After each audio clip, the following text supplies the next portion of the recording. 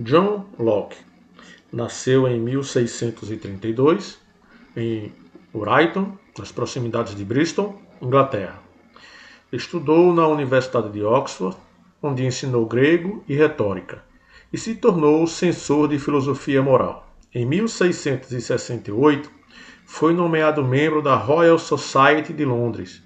Em 1672, tornou-se secretário de Lord Ashley Cooper, chanceler da Inglaterra, e ocupou-se ativamente de assuntos políticos. De 1683 a 1689, foi obrigado a refugiar-se na Holanda, contribuindo para os preparativos da expedição de Guilherme de Orange. Em 1691, transferiu-se para o castelo de Oates, no Essex, como hóspede de Sir Francis Masham, onde morreu em 1704.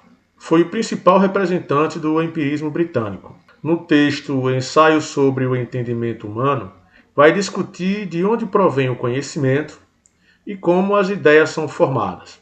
Com esse ensaio, Locke pretende demonstrar a inexistência de ideias inatas, isto é, demonstrar que no conhecimento não existe nada de inato. Ele vai fazer isso utilizando argumentos extraídos da experiência, usando como exemplo as crianças, os loucos e os selvagens.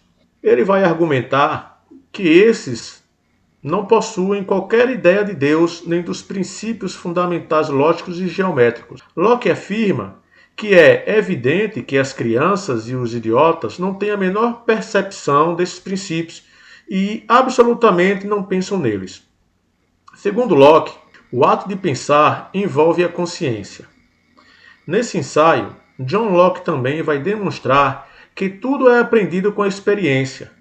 Ele compara a mente a uma folha em branco, que está vazia ao nascer, o que ele também chama de tábula rasa.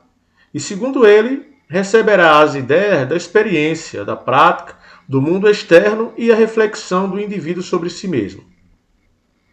Com essas afirmações, Locke está fazendo críticas a René Descartes sobre a sua hipótese dos princípios inatos, a qual afirma que é a concordância daquelas coisas das quais Deus colocou nos seres humanos como ideias inatas, ou seja, há uma verdade universal.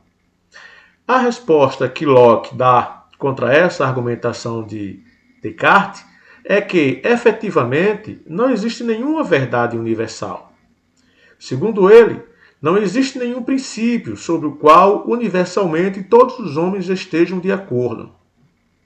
Se existissem ideias inatas, ou seja, princípios universais, não haveria essa discordância entre os homens.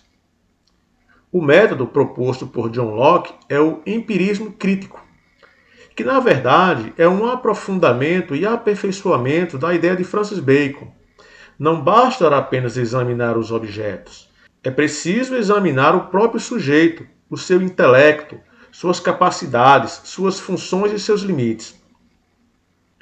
Locke defende que cabe a todo ser humano conhecer somente as coisas que dizem respeito à própria conduta, isto é, as coisas que são de suma utilidade para que ele chegue aonde deseja.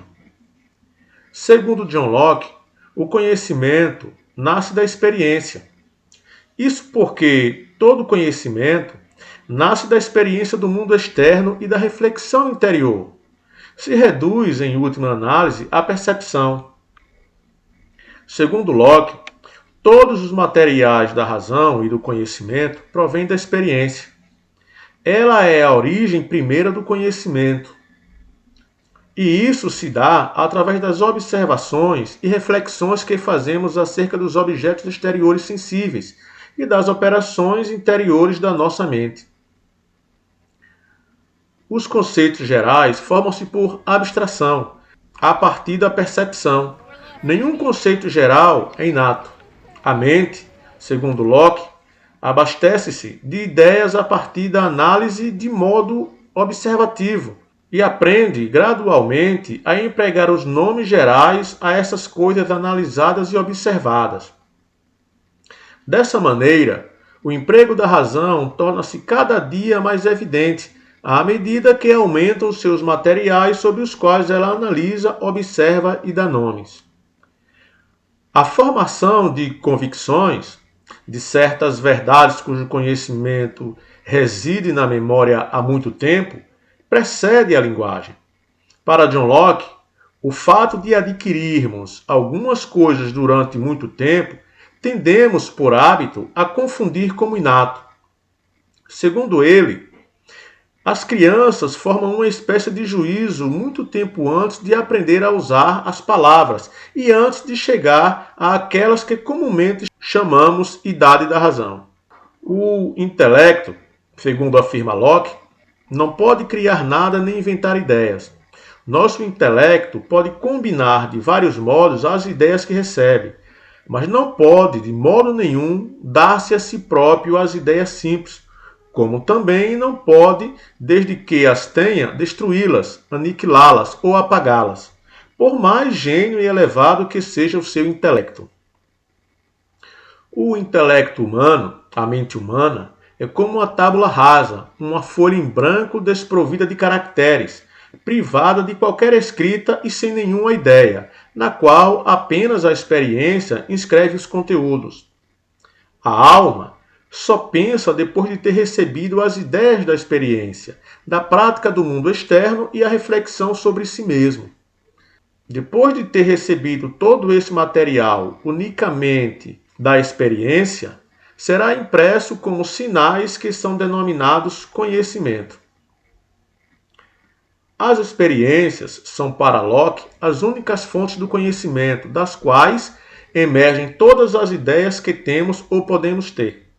Elas podem ser externa, da qual derivam as ideias simples de sensação, extensão, figura, movimento, etc., ou interna, da qual derivam as ideias simples de reflexão, prazer, a dor, etc. Locke também apresenta os modos de conhecimento, ou graus de percepção e de certeza, que são intuição, que nesse ponto ele concorda com Descartes no sentido de que a intuição é evidência imediata, ou seja, é o conhecimento da própria existência. É o modo mais claro e mais certo de conhecimento. O acordo entre as ideias que percebemos por intuição é aquilo que temos pela evidência imediata. Pensar, raciocinar, sentir prazer e dor já pode ser tomado como intuição, como prova da própria existência. Porém, duvidar dessas mesmas coisas é que faz com que o ser perceba a própria existência, e isso não permite que ele duvide de sua existência. É a existência que nos convence de que temos conhecimento intuitivo de nossa própria existência e uma percepção interior, infalível, de que nós existimos. A segunda certeza é dada pela demonstração, que é quando o espírito percebe a concordância ou a discordância entre as ideias, mas não imediatamente. Concordância e discordância entre as ideias e a realidade. Se dá através de uma série de ligações, concatenação entre ideias. É o que chamamos de razão e de raciocinar. A validade da demonstração fundamenta-se na validade da intuição. A terceira certeza é dada pela sensação, pelo conhecimento das coisas externas. Esse é o tipo de conhecer, o menos claro e o menos certo, e o que se refere à existência das coisas externas.